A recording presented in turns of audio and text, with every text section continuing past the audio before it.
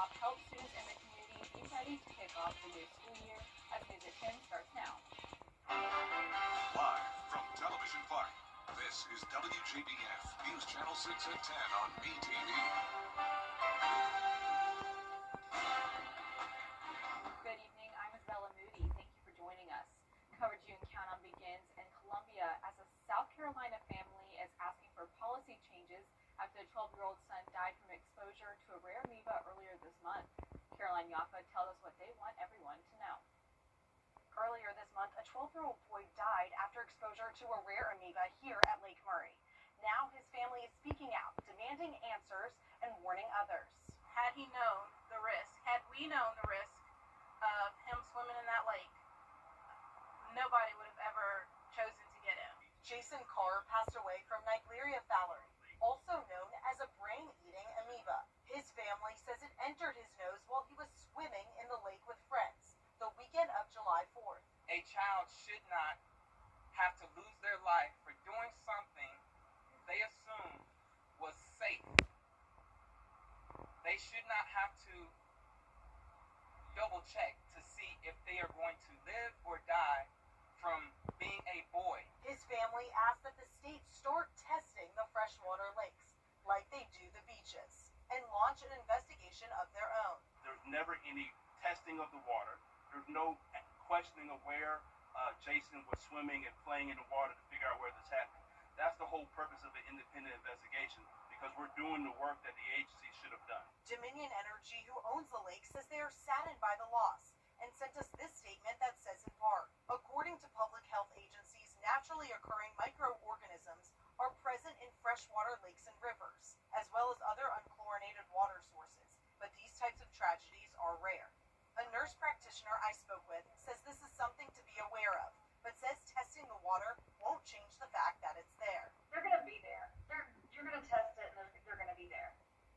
That's it. I mean, like, it's something that is known to live in the freshwater. Giles said after swimming in lakes, if you develop flu-like symptoms or a headache, seek medical attention.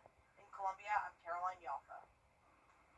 Time now for a quick look at the weather with Chief Meteorologist Jennifer Chachi. Well, we had some storms tonight, Isabella. A couple severe warnings as well, some dangerous lightning, but things are definitely improving now. As we take a look at Live Viper 6, you can see it's just some light rain for us.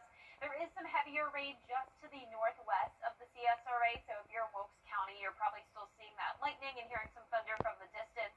But down towards the metro, Richmond County is mostly dry. Light showers across all of Aiken County, stretching into Barnwell and parts of Bamberg, Allendale, and Screven. Then back towards the west, a spotty light shower here in Johnson County. Our Terry Lambert Hyundai Skyview cam over at SRP Park showing the Green Jackets game still going on as they did have a rain delay. I believe they're in the 7th inning now, and right now for Almanac, you can see that we had a low of 74 and a high of 97, so another above average day, but we're getting a little bit cooler than it was just a few days ago, so slowly but surely seeing some heat relief. Our current temperatures are in the mid-70s through lower 80s, 77 in Swainsboro, 80 in Wrightsville, and 81 in Saluda. Dew points are high, all the way up to 80 in Sylvania. Very, very muggy air, and by tomorrow morning will be dry, but still cloudy with some fog possible as we get down to around 75 degrees. Looking ahead, you can see scattered storms in the forecast again for a Wednesday. Summer-like heat, so it's staying hot, but back to near average with those highs in the mid-90s. But once we get to the weekend, it'll start to feel more like fall, and I'll have a look at those temperatures coming up. But back to you, Isabella.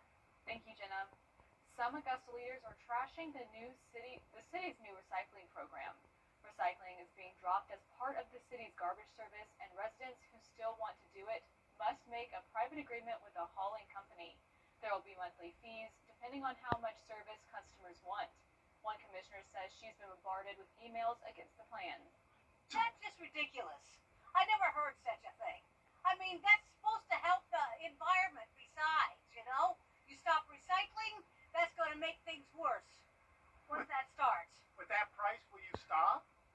I don't know what I'm going to do. Put it in the trash can, I guess? Commissioners not only debating increasing costs for recycling, but also increasing the overall trash service fee. The administrator recommending a $75 increase that would go on this year's tax bills. There's a new member on the Augusta Commission, Tanya Burnhill Turnley, taking the oath of office as the new 4th District Commissioner. She was appointed by the commission to replace Alvin Mason, who resigned due to health issues. Turnley served as campaign manager for Mason during his last election. I look forward to working with the mayor and the current commissioners as we strive to create a better Augusta-Richmond County for all, and we'll do it together. Mr. Mayor, let's get to work. Turnley then appointed Robert J. France to take her place on the Charter Review Committee. First-generation college students at 7 universities in the state of Georgia are getting a big boost thanks to federal funding to help them succeed in college. Georgia Southern University and Savannah State University are collectively receiving more than $630,000 in federal grants. The funding comes from the U.S. Department of Education's TRIO Student Support Services program, designed to improve graduation rates and provide services like tutoring, financial aid counseling, and academic support. Georgia Southern Statesboro campus will receive $272,000. Savannah State University is being awarded $361,000. It's back to school season in the CSRA, and one local business is wanting to help prepare your students for the new school year. The Augusta Barber Lounge is having a back-to-school bash this Sunday from 11 a.m. to 2 p.m. It is open to all students, kindergarten through 12th grade. The event will have school supplies, haircuts, and more, all for free. Community and the people make such an impact on us. We wanted to try and help out and do the same thing in return. So the Back to School Bash is just about getting kids ready for the first day of school. If you look good, you do good, you feel good. And then adding on all the school supplies. 876 Island Cuisine will be at the event, helping give away school supplies as well as free food. Always been giving back. That's just our goal. And just because without the community, we wouldn't be here. So we try to give back as much as possible. So that's why we're trying to give away some food this Sunday, some bags, books, and all of those stuff to help the kids go back to school. Owner of the Augusta Barber Lounge, Isaac White, is a parent and knows what it's like trying to get your kids ready for the upcoming school year. I'm a parent of 5, so understanding that battle and what it's like to prepare kids and just get them ready to go back is a challenge in itself. And so just to take a little bit of that weight off of people. Another barber is happy to help the children coming through with not only the school supplies and haircuts, but be a mentor as well. Everyone that you sit in your chair, you get to be their therapist, doctor, father figure, big brother. To me, I'm a big brother. I'm only 24. So, I get to be a big brother to those. You can donate school supplies for the event until this Friday if you're interested. High temperatures around the CSRA and how some local coaches are working to protect players during practice after the forecast. We have another hot and humid day tomorrow with showers and storms likely. I'll break down all the details when we return. Tomorrow, only on News.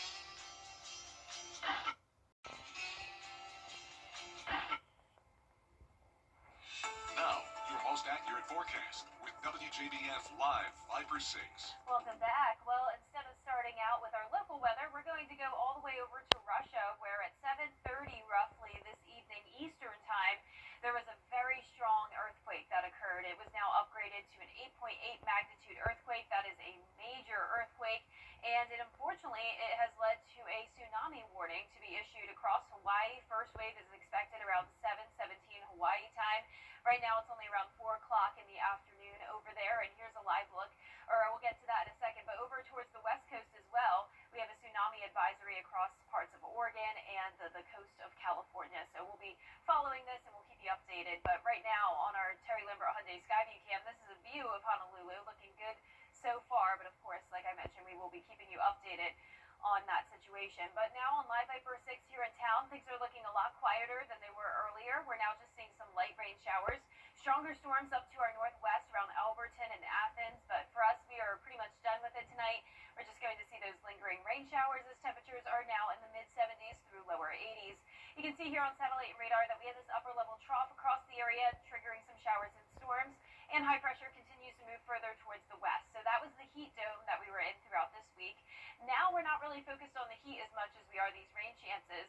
And for tomorrow, we'll also have this minor flood threat across the area, just like how we had it today. And then for tomorrow as well, we're still going to have that heat stress potential. It's not going to be as bad as it was over the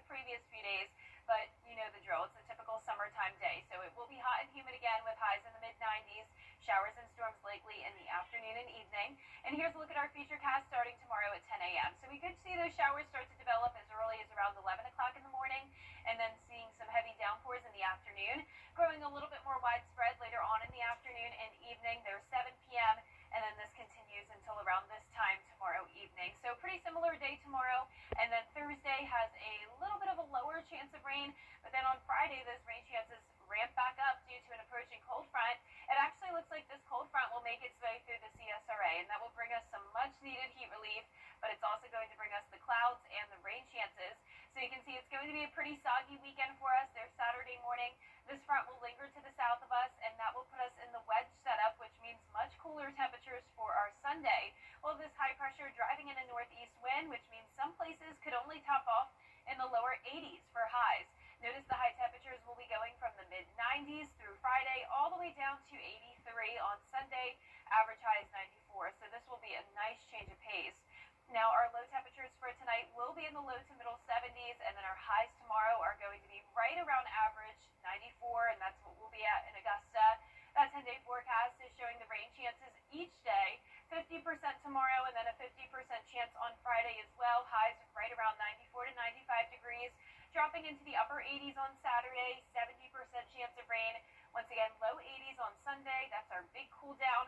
And then upper 80s early next week, eventually heating back up into the lower 90s with those rain chances each day. Now back to you, Isabella. Thank you, Jenna. Local coaches are taking steps to keep their players safe in this heat. Augusta Prep's first week of pads comes as the heat index reaches the hundreds.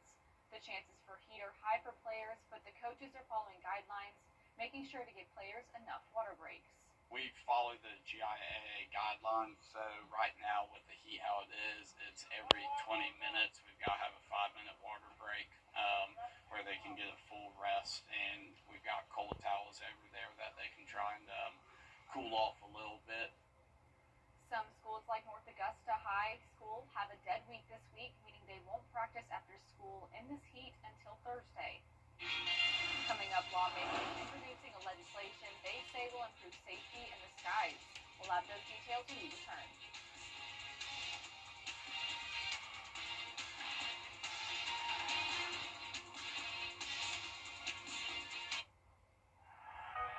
Released thousands of pages detailing their investigation into the crash so far. We're now in Washington, Raquel Martin. Coming up, lakeside golfer Hamilton Coleman is fresh off his U.S. Junior Amateur victory. Hear his thoughts about the weekend in sports.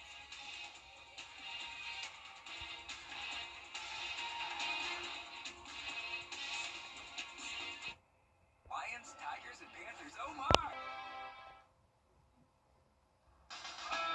Now, WJBF sports coverage you can count on. Well, it's been quite the 72 hours for lakeside golfer Hamilton Coleman, coming off a U.S. Junior Amateur Championship, with the Augusta community congratulating him left and right at Westlake Country Club. But the win is just the beginning of the 17-year-old. I mean, it happens very fast. I really wasn't expecting it to happen that fast. In the blink of an eye, Hamilton Coleman hoisted the U.S. Junior Amateur Championship trophy by converting a 10-foot birdie putt. He fended off his opponent, who at one point cut his lead to 1.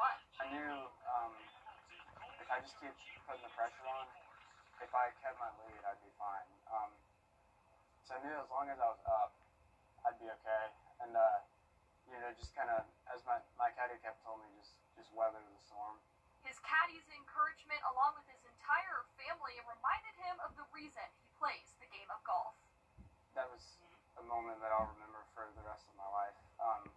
They've been incredible in dealing with my golf, not only, financially, but also, just being present mentally and physically has been incredible.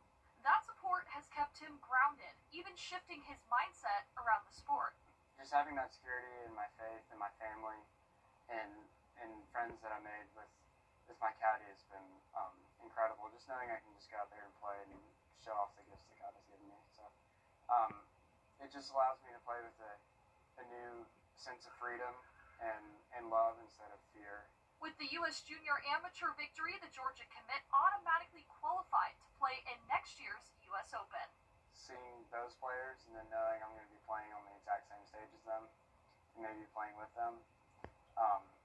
It's going to be awesome. I'm just going to try to take in as much as I can and learn as much as I can from it. Now, Hamilton will also be on WGAC radio Thursday night as well. Now, shifting to baseball, the Augusta Green Jackets back home at SRP Park for the series opener against the Carolina Mudcats. Ethan Bagwell, the starting pitcher for the Jackets, a 1.47 ERA heading into this one. He gets the strikeout plus free Bowberry biscuits for everyone in the stands as well. Then we go to the bottom of the third, back-to-back walks, brings up Eric Hartman, who singles on a sharp line drive into right field. But Douglas Glad a little too aggressive here on the base pass. He gets called out at third base. So then we go to the top of the fourth. Eric Batoni crushes this one into right field. A no-doubter solo home run. The Mudcats with the 2-0 lead. But however, in the fifth inning, the Tarp came on the field for a weather delay. Fortunately, they resumed play at 9:30 p.m. Mudcats lead it right now 5-1. Then the Braves looking for their second straight win against the Kansas City Royals. Top of the sixth, Austin Riley sends one to center field for the solo home run. They're now down 4-1. Then we go to Marcel Ozuna with a 2-run shot into left field. They cut the deficit to 1 run, but they are losing right now to the Royals 9-4. Isabella, back to you. Thank you, Gianna. Coming up, a little boy is going viral for his take on a popular song. We'll have the story after the break. Is your bathroom due for a makeover? Tub Doctor is your bathroom experts in the Augusta. And last but not least, a little boy from Cincinnati is going viral with the help of a Chaperone song and hot dogs. From hot to go summer to hot dog hard summer. Danny News spoke with the boy on his rise to fame. Since performing his parody of the Chaperone hit at his elementary school's talent show in Cincinnati, Harvey hopes his hot dog anthem has been picking up millions of views on social media. The song, and he came up with words. Dog mascot race at their home games. Cincinnati's famed Skyline Chili. Cheese Coney Club. Yes, the Cheese Coney Club. I'm gonna keep on Eating probably. eating at the Cheese Coney Club. The Coney was, of course, popularized by Nathan's famous New York's Coney Island, and in fact, Nathan's official account commented on Harvey's video asking if they should make his anthem their new theme song. I, of course, vote yes, please. In New York, for ABC News, I'm Danny New. Wow, that's amazing. That kid's going places. Oh, yeah. Now that song's stuck in my head. I guess both of them now. Yeah. Hard. I'm excited to hear the new version. Yeah. Yeah.